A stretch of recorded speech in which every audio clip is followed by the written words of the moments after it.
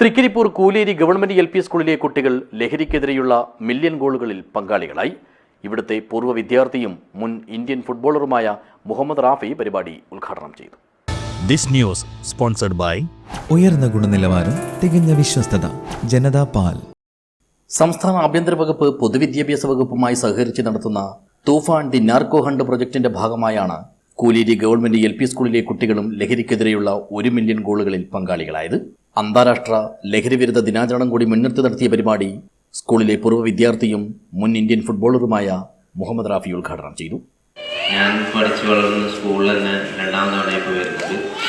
നിങ്ങളെ കാണാൻ പറ്റിയ വളരെയധികം സന്തോഷം. 1 മില്യൺ തൂഫാനിൻ്റെ ഈ ഇനോഗ്രേഷന് ഇവിടെ വരാൻ പറ്റി വളരെയധികം സന്തോഷം തോന്നുന്നു.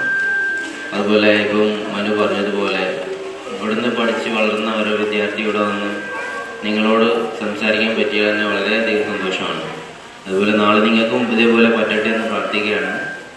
അപ്പോൾ ഇങ്ങനെയുള്ളൊരു പ്രോഗ്രാമിന് ഇവിടെ ക്ഷണിച്ച നമ്മുടെ സ്കൂളിലെ എല്ലാ അധ്യാപകന്മാരോടും നന്ദി പറയുന്നു. ചടങ്ങിൽ PTA പ്രസിഡന്റ് എം മനു അധ്യക്ഷത വഹിച്ചു. അധ്യാപകരും കുട്ടികളും വ്യത്യസ്ത ടീമുകളുടെ ജേഴ്സികൾ ധരിച്ചാണ് തൂഫാൻ ഗോളിൽ പങ്കെടുത്തത്. കുട്ടികൾ ലഹരിക്കെതിരെ പ്രതിജ്ഞയെടുക്കുകയും പ്ലക്കാർഡുകൾ തയ്യാറാക്കുകയും ചെയ്തു. Mother PTA president Marjana Parveen, HM incharge AV Hemavathi, SRG convener Vineetha Mathan, Prasanna Marathankovil, അധ്യാപികമാരായ സിത്താര, നിഷ, ആശ തുടങ്ങിയവർ പരിപാടിക്ക് നേതൃത്വം നൽകി. News bureau, Cheruvathur.